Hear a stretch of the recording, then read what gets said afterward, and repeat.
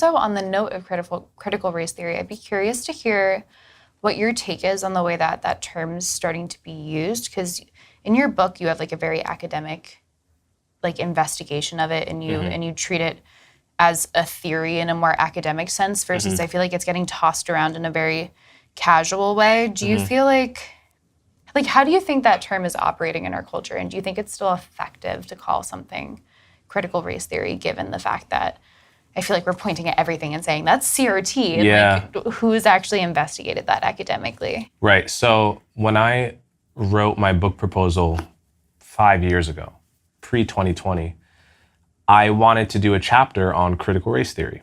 And I sent it to the publisher, and the publisher, whose editor is very good, nevertheless said, I think critical race theory, there's not going to be enough interest in that topic. It's too kind of academic. I don't think people really want to hear about CRT. Yeah. Fast forward 2 years, CRT is trending on Twitter every other day.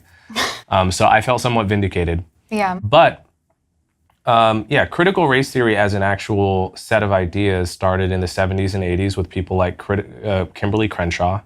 And what they had to say was basically, we're rejecting colorblindness. We're rejecting the way Martin Luther King and the civil rights movement talked about race. Actually, the way we need to talk about race is that white supremacy has seeped into the very fabric of all of society. Therefore, we have to burn things down and start anew in order to fight racism. We can't fight racism by, doing what the civil rights movement did and holding hands with white people, and Martin Luther King, linking arms with Rabbi Heschel. Like, that's not enough. We have to burn it to the ground and build anew. That was what critical race theory was all about. And it was all academic gibberish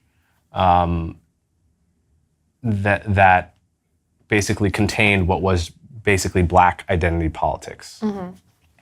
Then I think Christopher Rufo was really who was behind turning CRT, using CRT as a kind of weaponized mode of attack for the right. And I think he was, as a matter of political branding, it was very intelligent, because critical race theory, it sounds like exactly the kind of academic elitist bullshit that the right is correct to hate.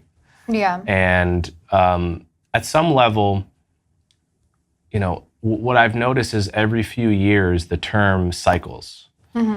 First it was identity politics, then it was wokeness, then it was CRT, then it was, now it's DEI. Pretty much what people are talking about is the same thing. Yeah.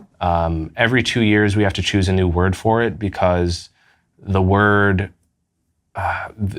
becomes fraught from overuse. But what we're really talking about is the same ideology, an ideology which is essentially, I like how Eric Kaufman puts it. It's the making sacred of racial identity, combined with this idea that, whiteness is inferior and soiled and morally ruined, and Blackness and POC-ness, if you will, is virtuous inherently, right? And the female is virtuous, the male is morally, compromised.